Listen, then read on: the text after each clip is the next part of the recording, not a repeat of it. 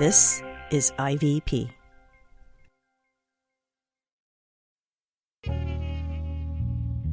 This is The Disruptors, a podcast collaboration from InterVarsity Press and CT Creative Studio. Tracks never been a fabricator, but like MOK, I've been an agitator. Hosted by me, Esau McCauley.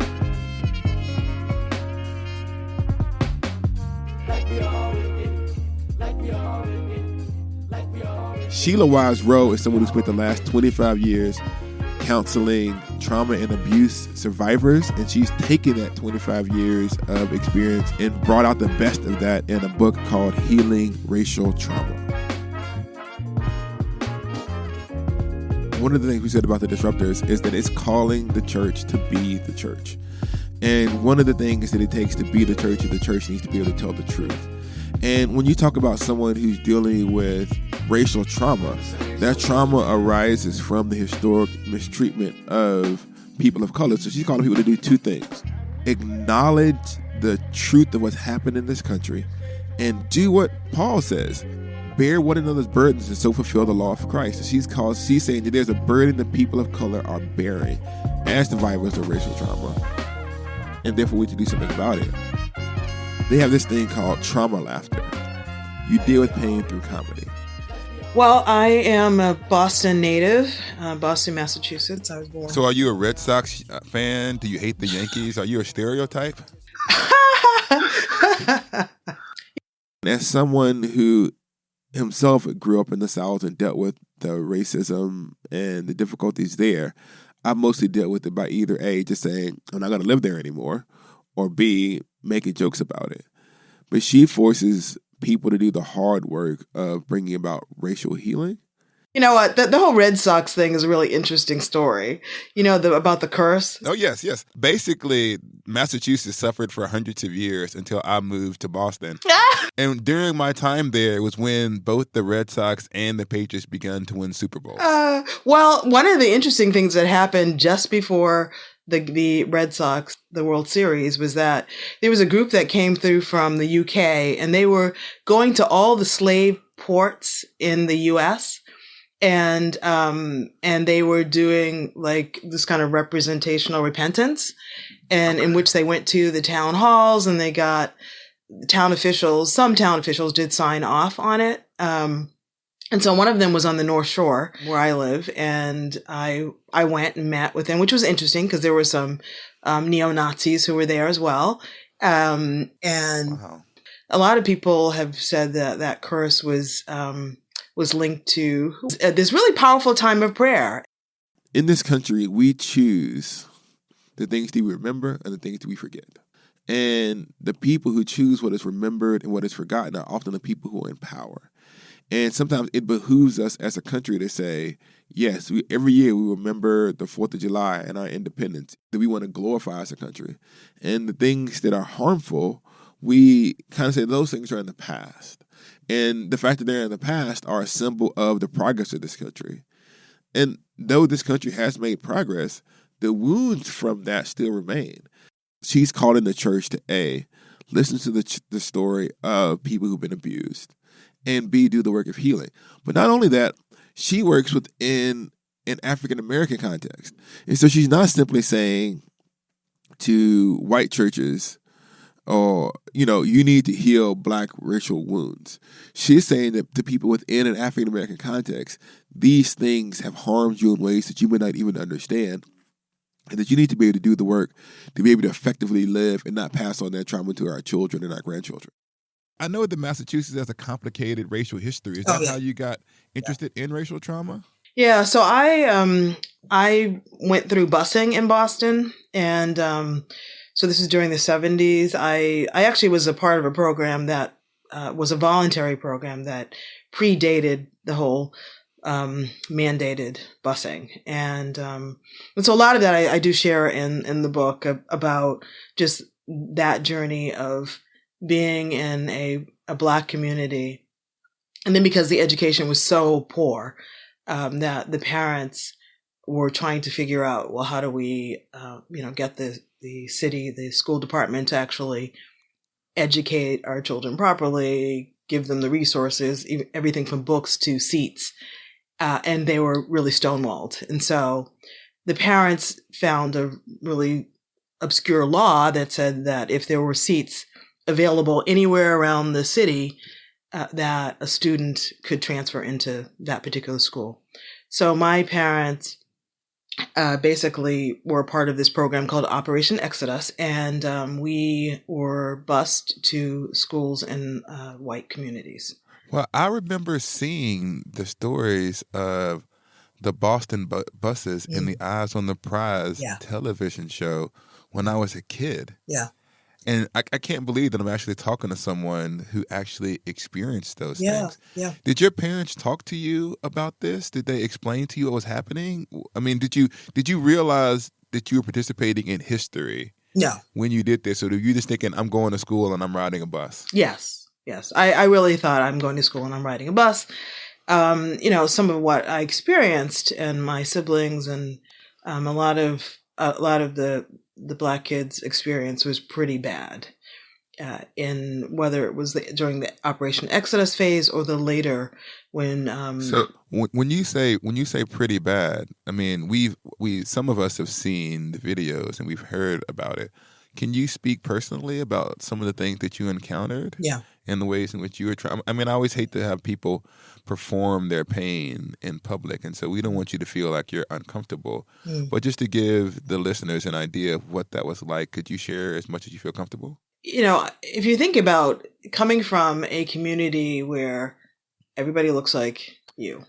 Yes, I talk about it, all Black everything. Yeah. So we all have Black everything. church, Yes. Black high school, Black middle school, Black elementary school, Black doctors, Black pastors, the entire socioeconomic system. And I grew up in the 90s. Yeah. So we even had like the McDonald's around the corner. Like everybody who cooked the food was Black. Yeah. And so so it was like, I remember, and we were so stereotypical growing up. On our football team, we had like the white kicker. So we had like the all Black team with the one white kicker. Right. And so I know what you mean when you talk about going from an all Black community to something different. Yeah, so it was unique because my parents, when during the whole era of Malcolm and Martin Luther King, they were a part of the Nation of Islam. So they were definitely disciples of Malcolm X and attended meetings and sold the paper and the bean pies and the whole nine. And then when Malcolm was assassinated, they left and they weren't really practicing anything for a period. So that's kind of the backdrop in terms of the family that I came out of. And so for my family, education was really important. They had come from the South. Transplants to Boston. I'm very happy that you brought up the Nation of Islam. Yeah. Because when I think about Christianity and the options that are available, especially as it relates to issues of race, justice, and trauma, is that sometimes when I'm talking to my white colleagues, they think of the options ranging from kind of white mainline progressivism to evangelicalism. Yeah. And so they hear the entire conversation along that spectrum. Yeah. And when I was growing up, the options on the table weren't I'm either going to be in a white mainline church or a white evangelical church. Yeah. It was the Black church or Black nationalism. Yeah. Particularly, like in my neighborhood, you talked about the bean pies and the Nation of Islam and the people sitting at the street corner. Yeah. That was the option. And I remember watching the movie, The Autobiography of Malcolm X, and considering the Nation of Islam as a viable possibility as a way of trying to make sure or trying to deal with what it meant to be Black in the South. Yeah. And I remember when when that movie came out and all of us started kind of our Back to Africa, our medallions and all of that other movement. And I remember thinking to myself in middle school, but they don't have Jesus. Sometimes that spectrum of responses to trauma, either something that is rooted in the church or dealing with that trauma as a move towards nationalism, is kind of the binary. So how did you choose the church as the place within which you would address this issue? I actually went through college, got my bachelor's degree, got a master's degree in counseling psychology, and still I think because of my parents, and I think that they're the kind of activist mindset, I really had this sense of, okay, I want to want to have some impact in the community. And so I initially worked as a social worker. I was not a Christian, although, we attended services, but on a Sunday, but it was more of a social thing. It was, they had a kids program, so we went. Yeah, VBS gets them every time, right? Yeah. So right. So we went and went through college, not a Christian. Afterwards, working as a social worker and getting burnt out, partly because it was really all about me in my own strength, thinking I'm going to do something. I'm going to change the world. And so if I'm hearing you correctly, then your experiences as a child dealing with the trauma of busing and dealing with the kind of opposition that arose from that led to this desire to solve the problem. Yes. You're an activist. Yes. So what I'm saying is your experience, I think there's a lot of people who experience this stuff and say, I want to change it. Yes. And the first part of your career involves you charging headlong, trying to take down the monster of trauma. Right. And that seemed to have not gone well. And now you're searching for something else. Yeah. And you know what? The thing is that because I actually had not dealt with my trauma from being in an all-white school, being humiliated, being my intellect questioned, seeing teachers just being verbally abusive to me, to my siblings, I really didn't deal with it. And so, it's often the case with trauma is that one of the things that we do is we get bigger. We can get bigger, stronger. Yeah. We can go out there and we're going to take charge and we're going to do it. And the problem is that the trauma hasn't been dealt with. And so it's not sustainable to get out there and, to keep fighting. It's interesting because once again, you are dealing with what happens when you leave that community and go into a white community and your gifts and talents aren't always affirmed. Yeah. We're from slightly different generations, but I stayed within an all-black school. Mm-hmm. But the cultural nihilism and the cultural assumptions about black intellect that exist outside of our community actually sometimes come into our community. Yeah. And what you see sometimes is from the exhaustion of some of our teachers, kind of an eternalization of black inadequacies. And then the teachers will sometimes, not all teachers, they will make decisions about students. Oh, yeah. And say, okay, you aren't one of the few black kids who are going to make it. Yeah. I remember one teacher told me I was never going to graduate and that I wasn't smart enough to get an academic scholarship and I wasn't a good enough athlete to get a football scholarship. So I was going to be doomed to live in this neighborhood forever. And that statement stuck with me. Yeah. And that was from an African-American teacher in an all-African-American context. Wow. And I was a jerk. I mean, you're young because when you're young, you don't know. And so like sometimes the ignorance that you display in the classroom is a way of guarding against the nihilism. If I don't try, then I can't fail. Yeah. And then my life in the community isn't a result of my lack of intellectual ability. It's actually because I never actually gave it a chance. Right. And so I think that everyone or a lot of people, African Americans coming through the educational system, regardless of context, find themselves traumatized. So you're traumatized, you're not dealing with it, you're in college, and you're out of college at this point. So I'm out of college, I'm working as a social worker. I then got into a relationship with someone who was an addict, and that kind of led me to Jesus, to be blunt. Well, I have addicts all around my life, and Jesus is oftentimes the only solution. Yes. So I know exactly what that looks like. Yeah. So I, committed my life to Christ, and so this was in 1984, and it was an interesting time because it was also the time when there was this sudden mysterious disease that was afflicting people. It was HIV. I remember I was in elementary school. So you're becoming a Christian. I'm hitting kindergarten. Ah, okay. But I remember Ronald Reagan standing on television, giving a press conference, talking about AIDS. Yeah. And like what it meant. And I remember him saying something like, "You had a 2-year window where you might die in 2 years." Yeah. I remember thinking, like in elementary school, I was positive that I had AIDS. I had an aunt who died of AIDS sometime in the 90s. Yeah. And I remember watching her get sick and die, and I just thought, this is I'm going to get this and I'm going to die. I was convinced that I was going to get AIDS in the 80s and the 90s. Well, you know what? Because they weren't really clear. Well, they didn't know. They didn't know, well, Yes. how is it transmitted? Even though there was lots of science that said it wasn't in the air, wasn't from sipping out of the same cup as somebody, that wasn't the way it was transmitted.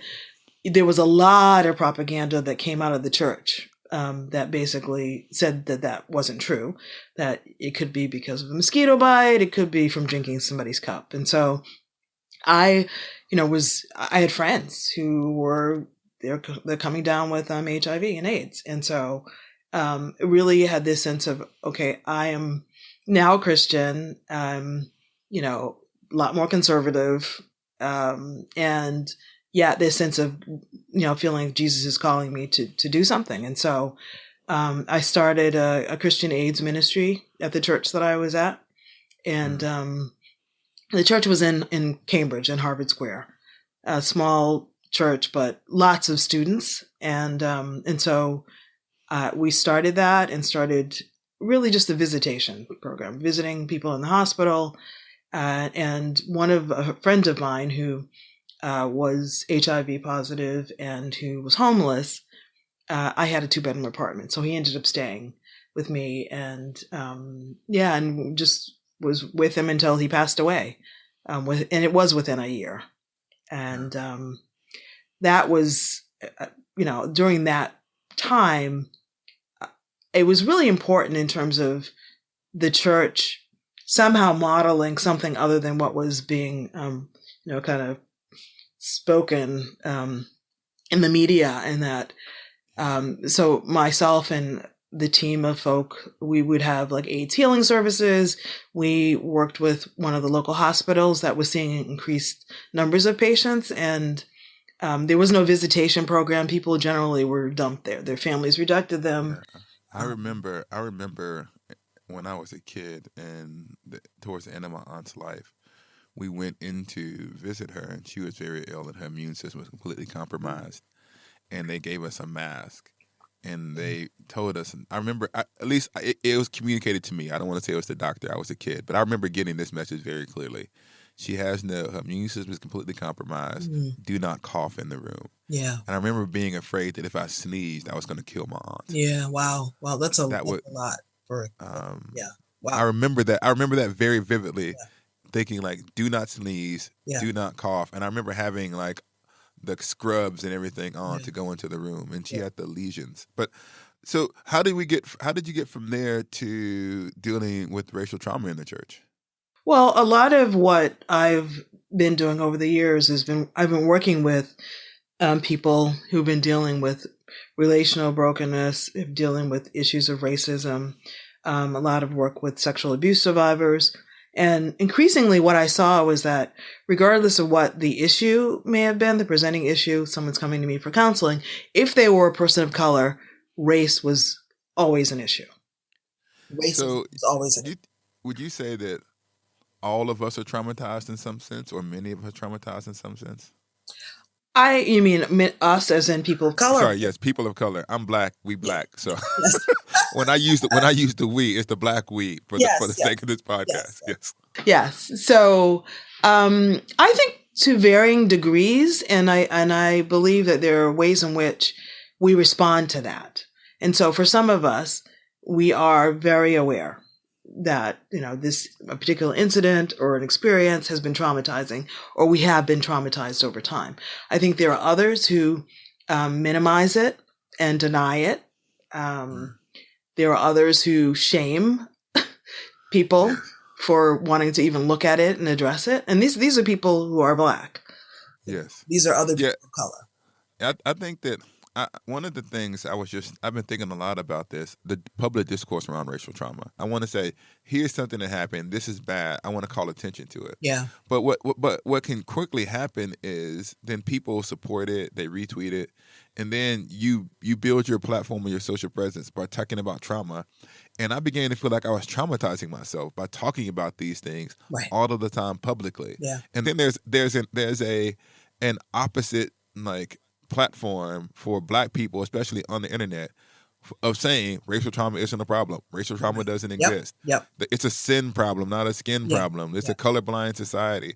And so, then there's an entire audience of people who say, yes, here's a black person who articulates my cultural and political beliefs. So I'm going to support them. That doesn't mean that the black person who disagrees with me is like doing it strictly for those purposes. Mm-hmm. What I'm saying is there's an audience for both. And sometimes those audiences are white. There's some white people in the public square who want black people to talk about their trauma. Yeah. And so I feel like in both cases, the discourse around racial trauma has been weaponized. Yeah. How do you think that the church does or should treat the issue of racial trauma differently than the rest of the world? You know what? Fundamentally, I really believe that our model is Jesus. How did Jesus interact with the marginalized, interact with, those who were considered less than? Was there a way in which he models compassion? He models care. It feels like, for those who feel like, people just need to get over it, that there is a real lack of appreciation for just, that everybody is on a journey. God is working with folk. Can we be patient with one another? Yes. And I feel like as a church, big C, where's Jesus in this? Where's the heart of God when we look at someone who says that they've been racially traumatized, and yet we feel that it's beholden for us to say that's not true and that couldn't possibly be, versus how can I come alongside? How can I support? How can I help? So where are the places in which you feel like Jesus gives us a good example of what it means to deal with the marginalized? Is there a particular passage or story from the Gospels that is important for you for thinking about how you deal with racial trauma? Yeah. You know what? There's a verse in Jeremiah I'm taking out of context, but it speaks to this. But this is a judgment-free zone exegetically. So we're gonna adopt a canonical reading of the scripture and say these things are written for our instruction. Yes. So Jeremiah 6:14, where it says they've treated the wounds of my people carelessly, saying peace, peace, when there is no peace. Yes. And it really, that verse really struck me because no, you're doing some work there. You're doing some work there because let me explain. I'm going to help you. We're going to exegete our way to glory right here. In context, in Jeremiah, the whole point is the people who are in the leadership of Israel. There are fundamental problems going on in the country that is endangering their relationship with God. And Jeremiah is saying, y'all are not getting to the heart of the issue. Now, you can then make the translation and say, no, the United States is not in a covenant with God, and therefore it's not a one-to-one passage. But the theological idea that the church itself is dealing lightly and not taking seriously the racial trauma that people of color in this country are experiencing. And because they're not dealing with that issues, people are suffering is an apt application of Jeremiah. So don't you let somebody shame you for using Jeremiah. Because one of the things that you see in the prophetic literature is this idea that when you read Isaiah, for example, you don't see simply God yelling at Israel for breaking the covenant promises, but you also see God saying you are being unholy in the sense of abandoning the one true God, and you're oppressing the marginalized. And there's kind of the different streams within the Christian tradition. One tradition tends to emphasize the God's concern for the marginalized, potentially to the exclusion of God's call for holiness. And the people who call for God's holiness and faithfulness to the covenant don't necessarily like to read those passages or deal with those passages in a serious way. Instead, they just kind of wish away any discussion of justice as kind of indicative of critical race theory. And sometimes when I'm in my snarky moments, I want to ask if the prophets read critical race theory, if Isaiah and Jeremiah I was sorry. I'm going to be. This is my interview with you, but I got to finish my sermon. It's okay. I was just reading. James, where he says true religion is this, right? To care for the widows, and the orphans, and to keep yourself unstained by the world. That's like it's James of critical race theory, because he says that personal holiness and justice are both part of what it means to follow God. But now I'm done with my homily. I'm done. I'm done preaching.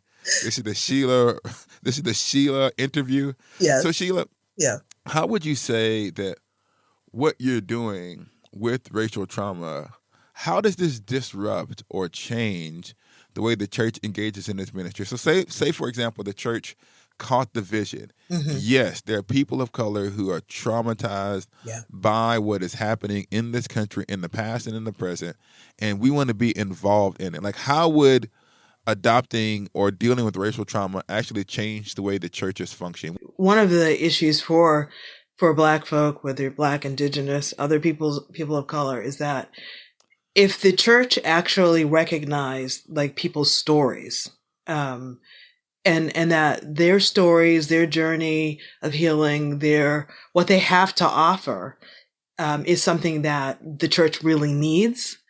I really believe that, it returns us to that, the Acts, the early church, where people looked at the church and said, wow, they knew that we were Christians by our love. And that is so not the case. That's my favorite color, but it's subject to change. Hey everybody, Richard here, producer of The Disruptors. InterVarsity Press wanted me to let you know that you can go to ivpress.com/disruptors with an E to learn more about IVP books and get 30% off all titles with free shipping. And now, let's go back to the conversation.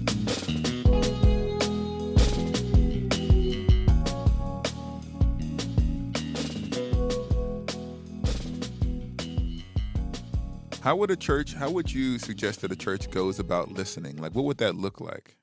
There's a church in Boston, Roxbury Pres, and they have a Corey Johnson Center, and they're dealing with trauma. And they're dealing with racial trauma, but also on a larger scale trauma. But they have created a program, an open door for the community, for people to share, to get prayer. They have even small group time. They do yoga exercises. There's, just kind of an open mic even for people to share. And in that way, they really are destigmatizing, our emotional struggles, and in which I feel like for a lot of churches of color, we don't want to deal with our mental illness or our emotional struggles. And so, you think there's still a stigma about mental health in Black churches? Oh, absolutely. All I would say across the board, with people of color, whether it's Black or any other churches of color. Is that exhausting to you? Because you spend all of your time dealing with people with mental health problems. Yes. Is it ever? What exhausts you about this work? Is it getting Black churches to listen? Is it getting white churches to listen? Is it or churches of color? Like, what is it that wears you out in the racial trauma world? Yeah. I think it's one of getting churches to really get on board. And so I even trace this back to the whole HIV experience. It was just, the church wasn't present. And so the call for the church to actually step up and be the church, that can be exhausting. And when you think about, my husband and I, we did a conference, a reconciliation conference, in which we dealt with trauma on a certain level and reconciliation generally. And this had, at this point, it was 26 years ago, and we are still having the same conversation. Yeah. And that part is frustrating when it feels like there has been movement, so I won't deny it that there has, yes. but 20 something years later, we're still having this conversation. So we're basically passing on our trauma to another generation. Absolutely. Absolutely. And I saw this in South Africa. We lived there for 10 years, from 2005 until 2016. I saw how unhealed trauma, racial trauma, can impact a community and a society. And I see it here. And that we're, the stuff that our children are hearing and listening to and experiencing is causing racial trauma for them. And we're going to see the consequence later. So what we talk about what discourages you, what gives you hope? Yeah. So, there are churches that are dealing with this, and that church in Roxbury is one. There's the AME Church, Bethel AME, in Boston as well. And I think that one of the key things is that these are communities where folk can feel safe, can feel like they can process what is happening to them, even the children. For our kids, we attended Bethel, and it was an important model for them to see black folk who, as far as, work or socioeconomic levels, kind of, was a broad spectrum. But it was important for them to see the strength that's in the community, that in many ways, communities of color, we're miracles. Yes. I have like two questions. Maybe they're related to one to the other. Do you feel like it is more important for majority churches of color to deal with the issues of racial trauma within those communities, or for majority white churches or even multi-ethnic churches to begin to deal with racial trauma, where there may be ethnic minorities who are in the congregation, but the issue of racial trauma isn't being addressed? So it is both, but it primarily is people of color centered around the people of color need healing from racial trauma. And so the focus really is on us and what we need to keep going. I said, that we're miracles. We are miracles. And, the fact that we continue, given what we have to face, is pretty incredible. But there's a way in which we're limping along, and there's a need for us to heal. So how does this intersect with issues of justice? Because Absolutely. It seems like the very advocacy for justice publicly is going to lead to racial trauma, because the resistance to your call for justice is what brings the trauma. So how do you deal with activists who are constantly dealing with issues of, I am fighting for the good of my people, but this good is causing me real emotional damage? How do you minister to activists? So, what I feel like what ends up happening is that we tend to kind of operate in these silos. Like, okay, so I'm a justice person, so it's all about let's burn it down or whatever. Yes. And yet there's a person. And so that person is experiencing trauma. That person is impacted by, trying to, get systemic change, it not happening. They're constantly, whether personally experiencing racism, they're vicariously experiencing it. It is wearing them down. And so, in terms of my book, the crux of it, the core of it is really healing the racial trauma that, whether it's an activist or an average person.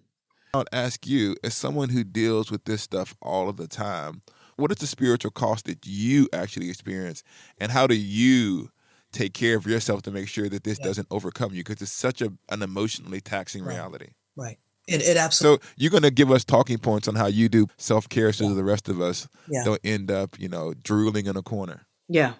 You have to be really vigilant and about where are you at emotionally? Where are you at in terms of your body?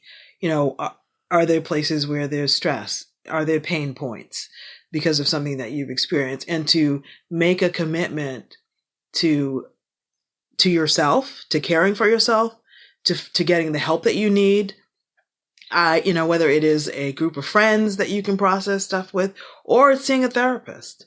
But this sense of, it was a learned behavior. We just in order for us to keep it moving, we just had to shovel it down and not deal with it. And so it's being very much embodied, present in your life, in your body, like what is going on? Where do I need help? Where am I experiencing a lack of joy? I'm intentional about unplugging. I'm intentional about, looking at how is my relationship with God? Am I spending time in prayer? Am I worshiping? Am I, I've gotten to the point where I don't want to go to church. What is that about? Making an effort to do that, making an effort to connect with friends. I have a circle of women friends who I've known for like almost 30 years. And these are women that I can call. I need prayer. I need to just go out and, grab a coffee, or I try to get out in nature. Yeah. You said that sometimes you don't feel like going to church. Yeah. One of the things that I've seen happen is, especially kind of African American Christians or Christians of color in evangelical settings, and they begin to develop stronger racial conscience. Yes. And they begin to understand that they've kind of suppressed this part of themselves for the sake of fitting into a community. And then they begin to want their churches to address these issues. Yes. And this frustration, and so this frustration they bring into the church. And then because the church doesn't deal with these things, church itself becomes a source of racial trauma. Yeah. And they find themselves, in that sense, alienated from the churches that they were attending. Yes. But because they've been in majority white spaces for a long time, it's not easy for them to shift back into the culture of majority black churches. Yeah. And so they find themselves in this kind of spiritual wilderness. Yeah. Arising actually out of racial trauma. Yeah. And so I'm wondering do you see that in your work, places where, or even places where, even within churches of color, sometimes those churches, even though they're safe spaces for people of color, they're not necessarily dealing with the pressing issues. Right. And so I'm wondering have you dealt with people for whom church itself is a source of racial trauma, and how have you helped them think through it or deal with that? Yeah. Yes. I definitely have. I want to really encourage people to really prioritize their relationship with God. And if for a time it means that they need to pull back and maybe sit in the back pew of a church where, they don't really know anybody, but it's just a way to just be present, and to get quiet, then do that. I've seen people who've made choices that, because they're in a particular church, it's not moving as fast as they want on a certain level, then they're like, I'm out. And I understand that. That's their decision. There have been times in my own life where I've been in churches where I was like, okay, I'm done. And yet I really rely on God. I don't see everything. I don't know everything that you're doing. And so is it time for me to leave? Do I need to leave? And so I've been in places where I felt released to leave, and I have. If somehow the church environment is really mimicking like a really, seriously dysfunctional or an abusive scenario, then yeah, it's time to go. Why do you keep doing this? Why not just, say this is somebody else's problem? You know what? I hold on to Revelations and that, that imagery of every tongue, tribe, nation before the throne, that just really, that the end goal is that. And in between that, I have seen God do some stuff. And so, even churches where I'm like, okay, I'm out. And I felt like God saying, no, I want you to stay. And, and then I see, it took a number of years, 4 or 5 years later, it's a totally different place. And so that keeps me going. That keeps me going, that I don't know everything. I don't know everything that God is doing.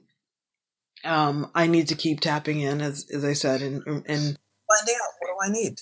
As a professor, one of the things I tell my students all of the time is they have to come to grips with the resurrection. Yeah. And if the resurrection is true, then the world is a different place, even when we don't emotionally experience it as such. Yeah.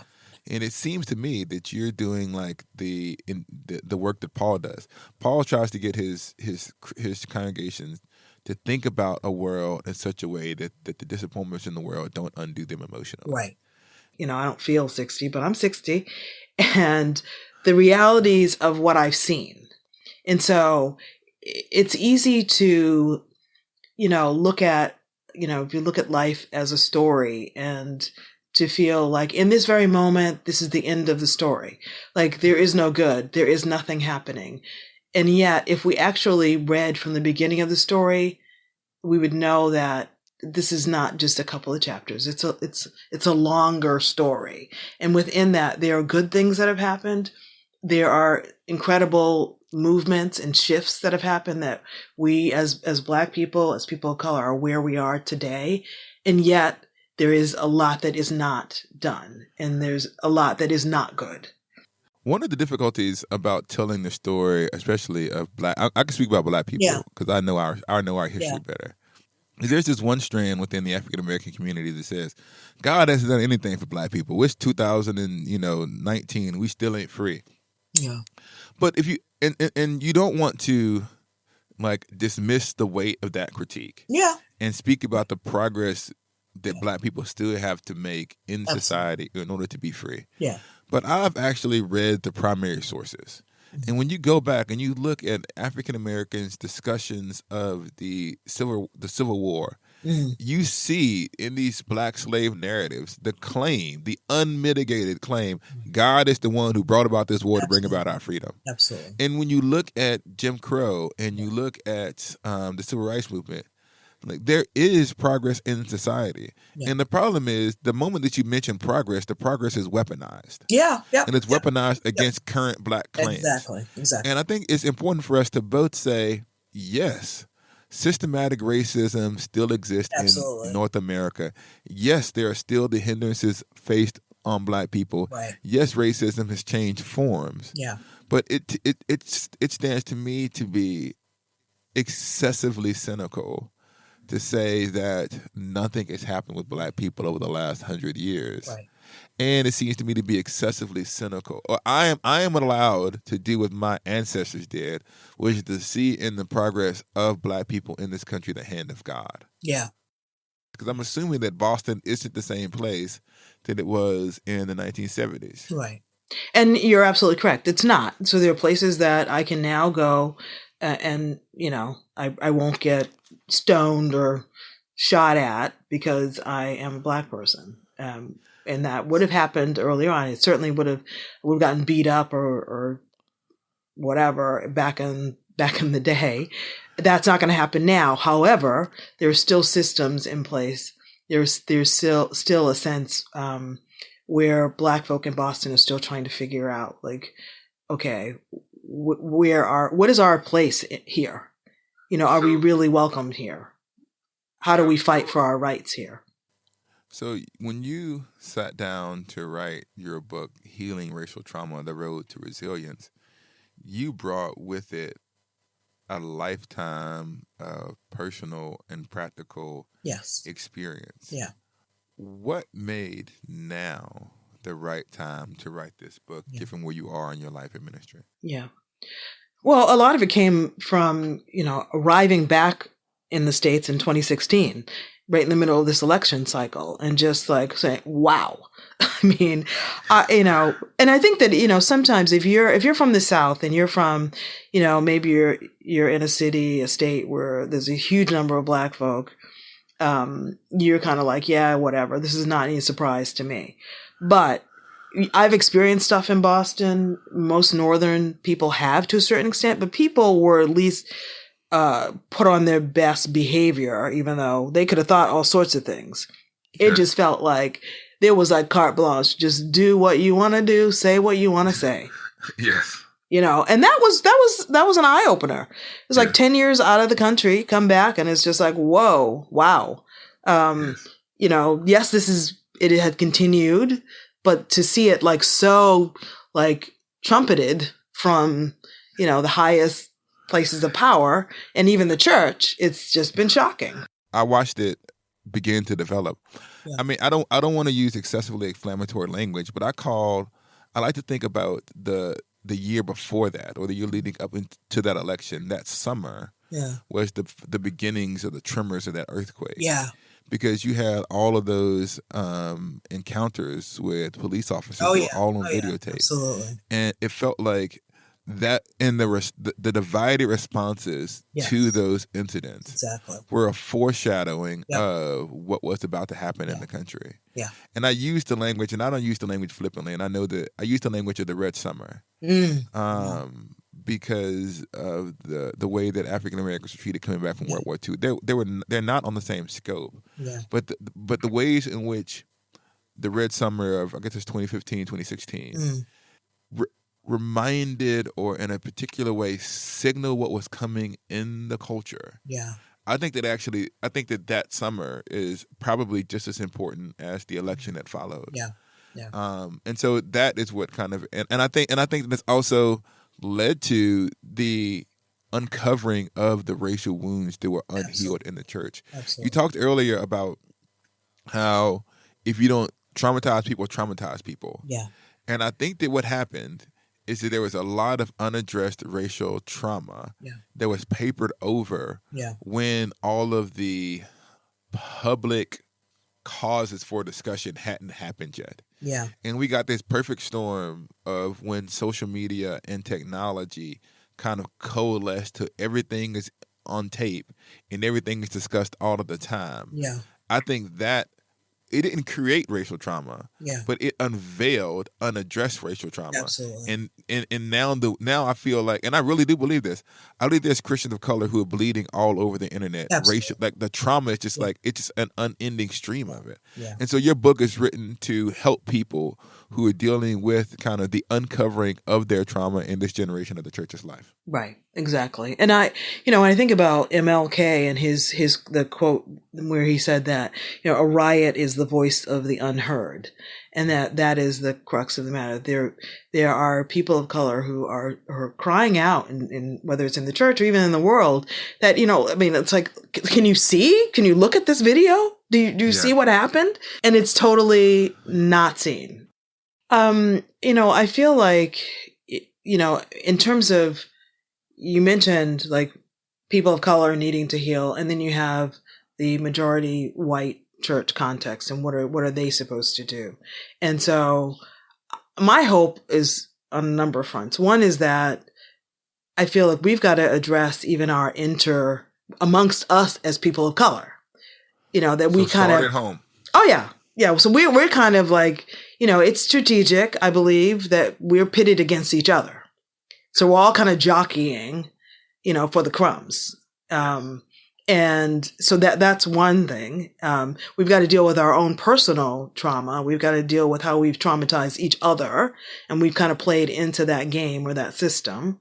And then we've got to really look at like, who are the white allies who really are not just allies, but really are coming alongside and, are willing to take the risk. There were those ones during the civil rights movements who got on the bus and went in the South and lost their lives. Like, how far will you go?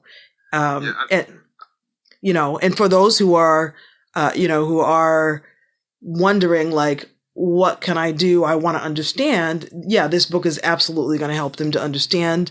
This is what people are carrying. This is what they're dealing with.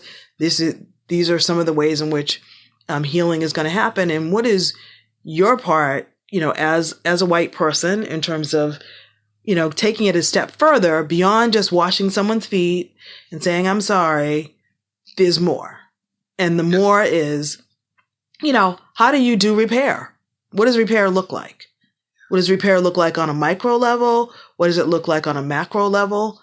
In order for there to be relationship, there needs to be some repair. So we can go through forgiveness and that's fine, but does that mean relationship? There's work. We got saved, but there's, we work out our salvation with fear and trembling. We engage in our relationship with God. It's not just you're forgiven and that's it. Yeah, God absolutely loves us, but we're on a journey.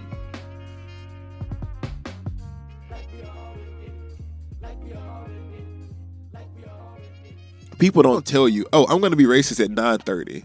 So you should be prepared for this emotionally and spiritually. Racism by its very nature is unexpected. So you never know as an African American when you're going to immediately find yourself in a racial incident and you're running through like all kinds of calculus. It is intentional racism, it is unintentional racism, I'm being sensitive, or something racial happens in the culture. And then I have to come to work and live my life. I still got to write my paper, give my lecture.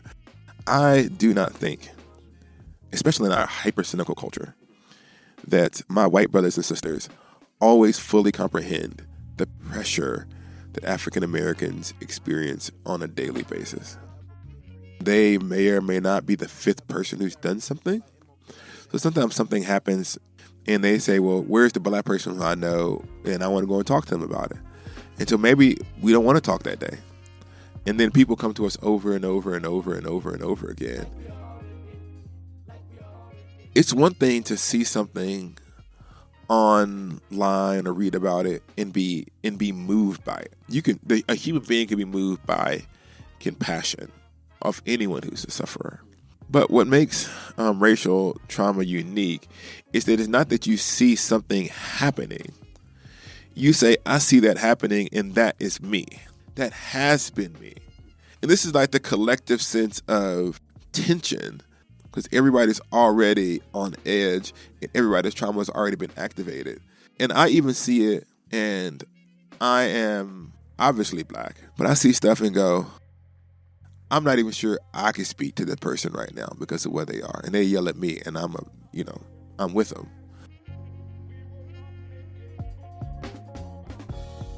So there's a reason why I live in the Midwest and not in the South.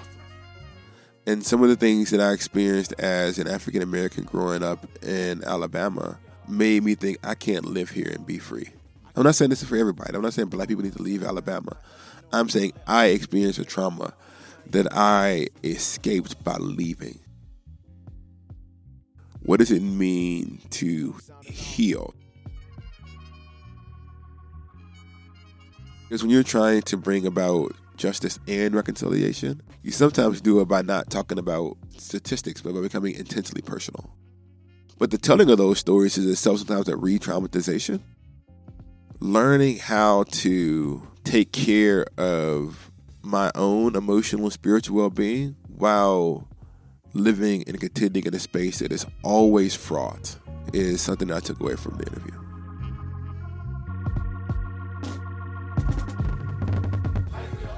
Thank you for listening to The Disruptors. We will be grateful if you would subscribe, rate, and review the show on Apple Podcasts or wherever you get your podcast. You can follow me at Esau McCauley, and you can check out the best and most disruptive offerings from InterVarsity Press authors at ivpress.com. We out.